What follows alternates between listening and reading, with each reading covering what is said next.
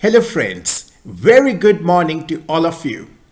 I really hope you all are taking very good care of yourselves by warming up very well in this extremely chilling weather. Dear friends, I, Kunal Nagpal, would like to welcome you to this great economic session. And today we are basically going to have a very insightful discussion on the overall outlook of the banking sector in India as banks face a highly uncertain outlook because of the rising uncertainties which are expected to increase in the coming year, that is 2023. The consolidated balance sheet of the Indian banks saw the double-digit growth in 2021-22 after a gap of 7 years, said the RBI in its report on the trend and progress of banking in India 2021-22. With the global growth set to deteriorate in 2022 and with rising prospects of the recession in 2023, the credit growth could procyclically basically deteriorate more across major economies, which in turn could shrink the bank's overall profitability, according to the Reserve Bank of India. Moreover, we are also going to discuss the overall strategic relationships of the Indian economy at an international level with Sri Lanka under China's long shadow. New Delhi has long been concerned about China's clout in its neighborhood, including Nepal, Bangladesh, and Sri Lanka. And the overall sensitivities have been heightened and diplomatic relationships frayed since Indian and Chinese troops clashed along a remote Himalayan border in 2020, leaving dozens of soldiers dead. So these are the main highlights of the topics we are going to discuss today, my dear friends. And before starting our detailed discussion of today's, we are basically going to have a brief overview on the philosophical content, since it gives a very smooth starting to the session. And the title of today's philosophical content is Happy and Content. Instead of posing the question, are you happy? What if we asked, are you content? It is possible that very few would say yes in reply to the second question, though more people may say that they are happy, and that really does not mean much. Happiness is a nebulous concept perceived differently by different individuals. One's idea of happiness may not be the same as another's. There is no singular definition of happiness because, more often than not, happiness is a relative state of mind, a relative state of experience. What makes one happy may not make another similarly happy at the same level. On the other hand, contentment is a more palpable emotion that arises from a feeling of satisfaction.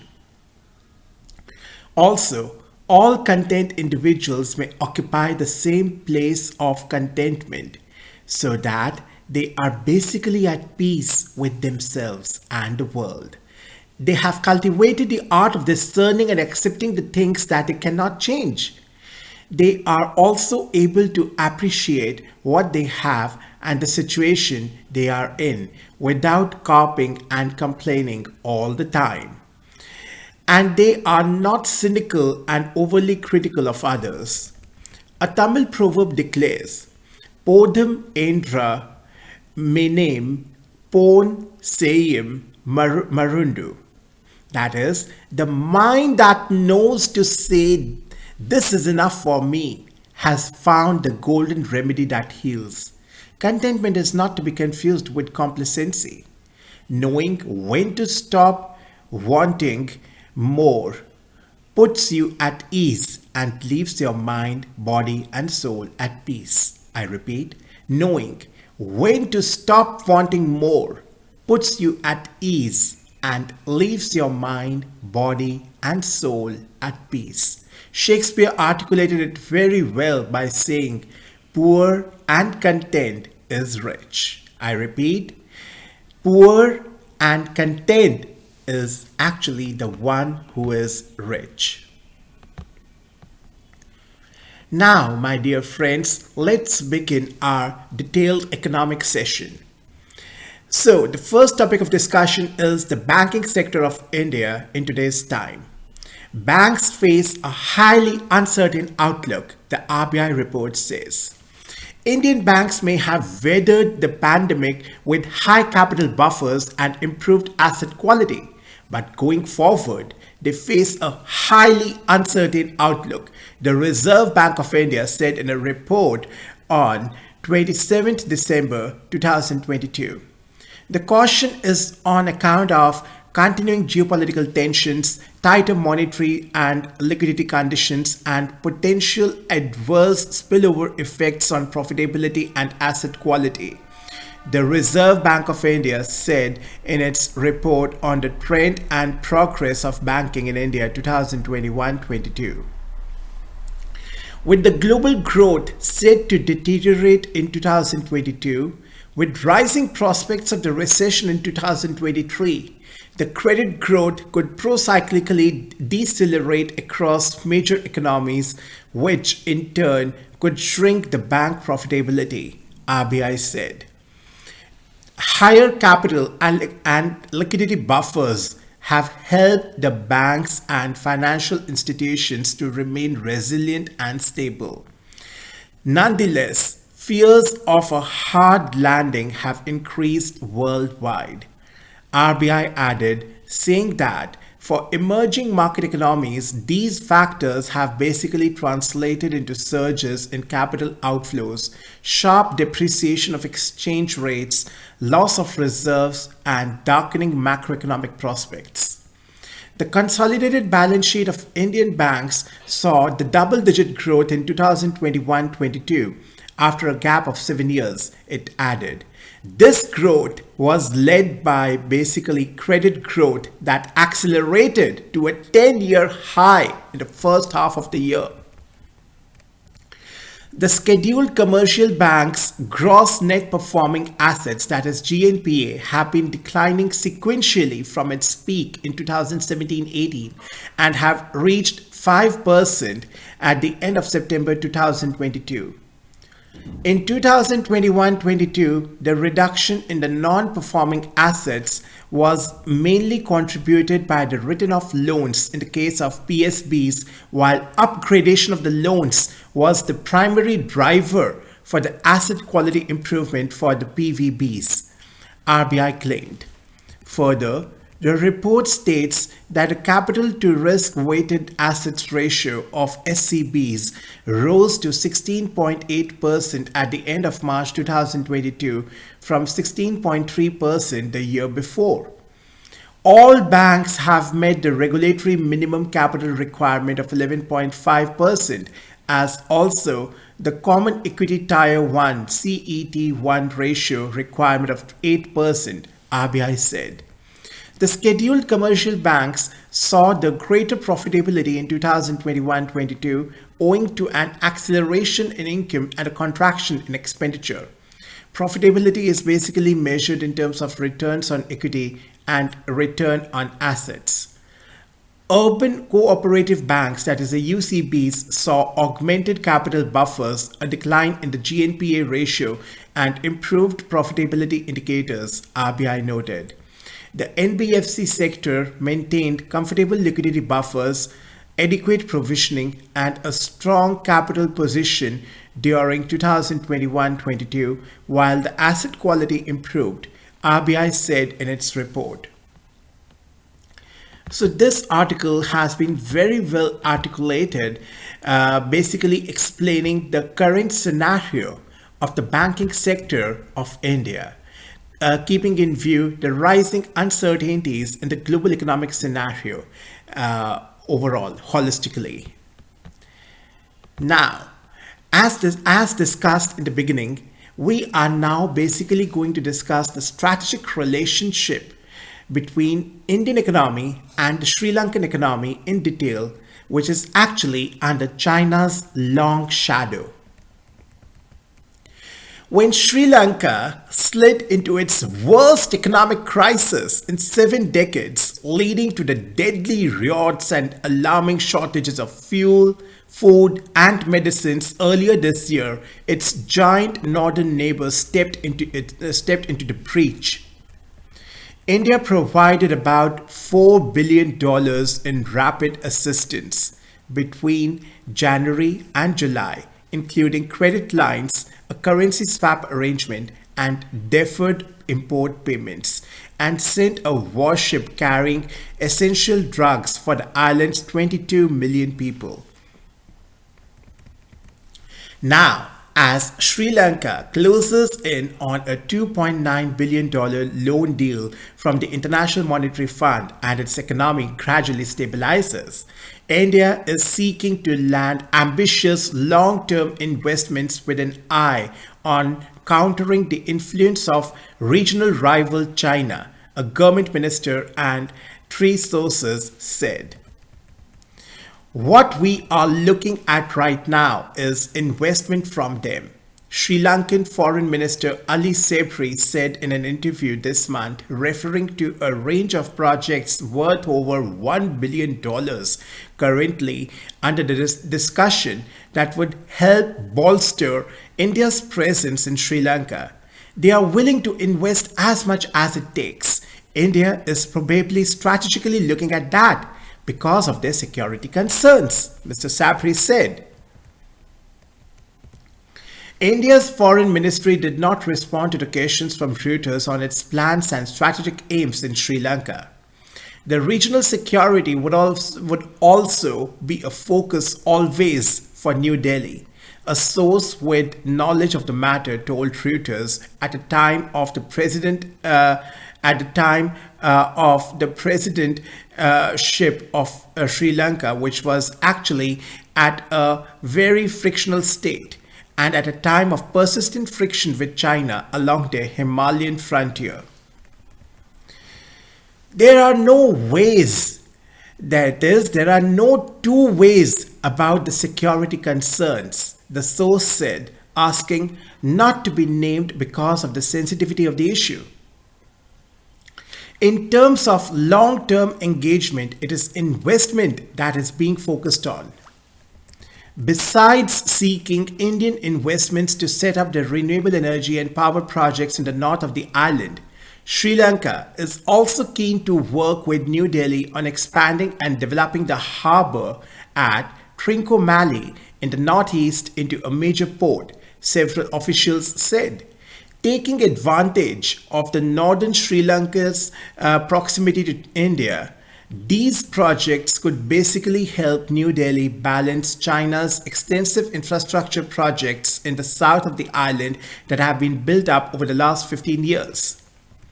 Sri Lanka's Tamil-dominated north also shares ethnic ties with the southern India's Tamil Nadu state. Now, let's discuss what's the concern about China.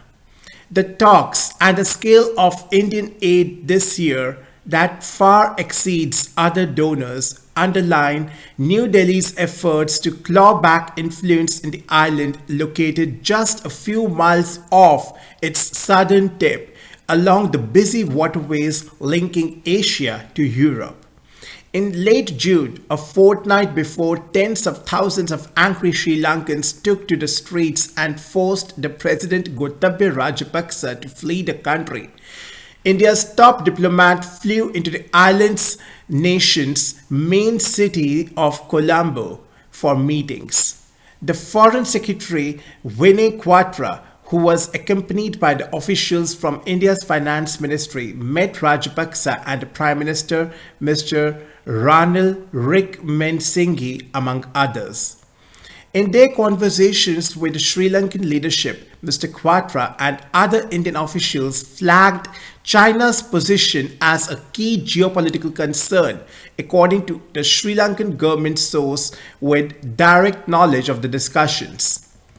The source, who declined to be named because he was not authorized to speak to the press, said China's huge role in the island's economy, which had mushroomed under the previous Rajapaksa administrations, was troubling India more than anything else. Details of the June meeting have not previously been reported. Mr. Quatra and the Indian and Sri Lankan foreign ministries did not respond to the questions from Reuters on the June meetings. In a statement released immediately after Mr. Quatra's visit, the Indian Foreign Ministry said that the talks had mainly focused on economic issues, including deepening investments. It made no mention of China. New Delhi has long been concerned about China's clout in its neighborhood, including Nepal, Bangladesh, and Sri Lanka. The overall sensitivities have been heightened and diplomatic relations frayed since Indian and Chinese troops clashed along the remote Himalayan border in 2020, leaving dozens of soldiers dead. We understand that it is their basic prerogative to look after their security, Mr. Sapri said, referring to India. And as far as Sri Lanka is concerned, we don't want to contribute to any escalation of tension between any countries. China, meanwhile, has engaged with the Sri Lankan government on debt restructuring that is required for the IMF deal to go through, besides sending the shipments of medicine, fuel, and rice. The World Bank estimates Beijing's lending stands at around $7 billion or 12% of Sri Lanka's $63 billion external debt. We are willing to work with the relevant countries and international financial institutions to continue to play a positive role in helping Sri Lanka, China's foreign ministry said in response to the written questions from Reuters. The ministry said it did not have details about India's assistance and investment in Sri Lanka, and that its own support of Sri Lanka was not targeted at third parties. Now, what's the overall role of the perfect storm? Yes, my guys, it's the perfect storm. Sri Lanka sank into the financial crisis after the COVID-19 pandemic decimated tourism and remittances from the citizens working abroad fell. The war in Ukraine pushed prices for imports, particularly fuel, sharply higher. Rajapaksa's administration also resisted help from the International Monetary Fund, meaning foreign exchange reserves dwindled, worsening fuel and medicine shortages. The violent protests broke out as tens of thousands of people took to the streets and stormed the government buildings. The president fled the country in July and resigned. By then, Sri Lanka finally engaged with the IMF, and the two sides have since struck a preliminary $2.9 billion loan deal. But it was Indian assistance that helped Sri Lanka buy time. Without India, Sri Lanka would have unraveled as Lebanon did, said Ms. Udita Devapriya, Chief International Relations Analyst at Factum, a Colombo-based foreign policy think tank. Sri Lanka has basically clearly benefited from being the closest neighbor to the most powerful country in the region. It is also in India's interest to ensure stability in its backyard. In October, Uncrtn Singhi, who took over as the president in July after Rajapaksa quit, unveiled a blueprint for Trincomalee, which has a natural deep water harbor, including a proposal to work with India in order to develop a strategic port there, besides setting up a new industrial zone and an energy hub, according to the details released by his office. India and Sri Lanka are also in preliminary discussions on an undersea cable to connect the power grids of both countries and a fuel pipeline from southern India's mainland to northern Sri Lanka, projects that could together cost at least $4 billion according to the officials on both sides. In the energy sector, India's state-run NTPC is working on a 100 megawatt solar power plant in Sampur in Trincomalee district after the two countries signed an agreement in March.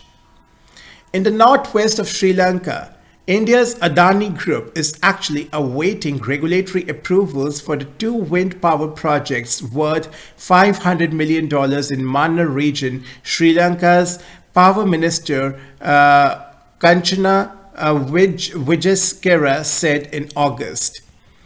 Off the northwestern coast, ONGC Videsh Limited, that is OVL, the overseas arm of Delhi's state-run Oil and Natural Gas Corporation, that is ONGC, has set its sights on exploration licenses and had multiple discussions with the Sri Lankan authorities, who are actually finalizing the regulations ahead of inviting the bids from global companies, two Sri Lanka Energy Ministry officials said.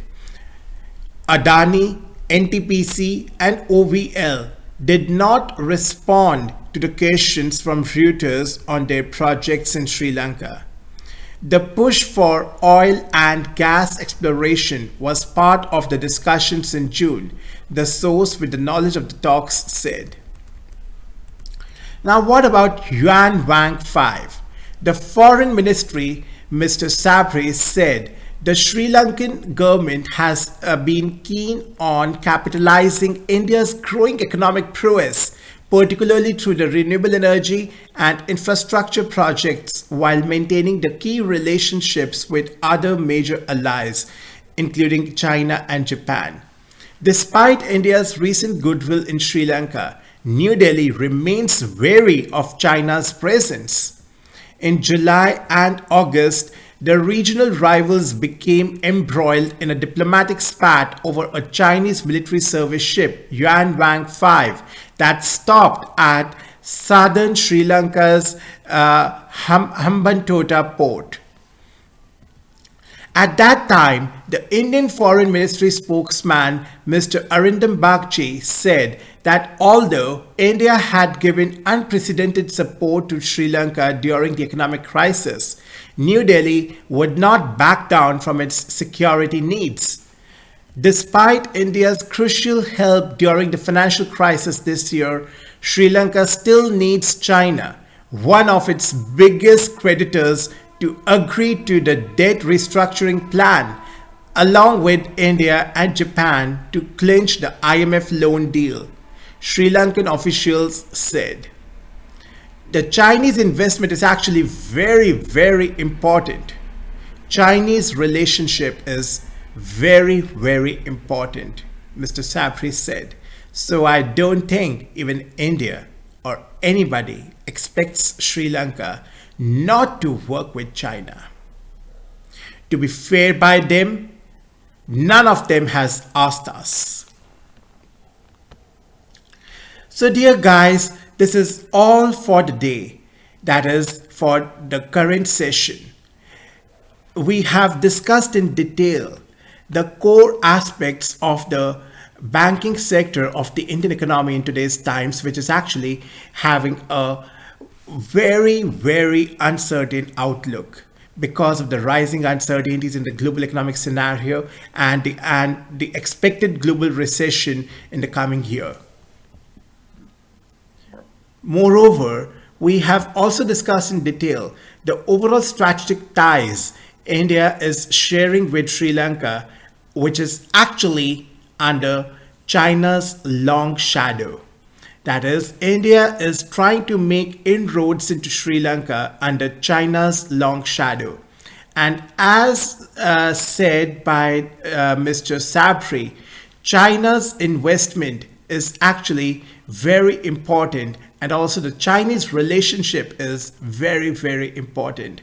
So as he said, that I don't think even India or anybody expects Sri Lanka not to work with China. So he is basically ensuring that the Sri Lanka's relationship with the Chinese economy cannot be stopped. And that's what the real essence of today's lecture is with regards to India's relationship with Sri Lanka. That is, New Delhi has long been concerned about China's clout in its neighborhood, including Nepal, Bangladesh, and Sri Lanka. That's the main gist of this particular write up. The sensitivities have been heightened and diplomatic relations frayed since Indian and Chinese troops clashed along a remote Himalayan border in 2020, leaving dozens of soldiers dead. So let's see how the things turn out to be. And I believe, as we had discussed in the beginning, the philosophical content which we had discussed in the beginning regarding happiness and contentment. We should be contented in all situations. Then only we can we can attain inner bliss, and we can attain our overall output with full efficiency. And that's the real secret to success. Accepting the things which are not in your control. That's the real foundation of attaining a contented life, of living a contented life. So I would like to conclude my session here itself. And dear guys, I really hope you all take very good care of yourselves until we meet next. And please subscribe to my YouTube channel so that you get notified and updated with the economic news which we are discussing on this platform. And I would welcome your suggestions, your feedback, your queries, and I would make my best efforts to modify my subsequent sessions accordingly, keeping your feedback in my mind. And also, I would like to answer your queries at my best possible level. So all of you are welcome to post your feedback, queries, and comments. Thank you so much. Namaskar. Jai Hind.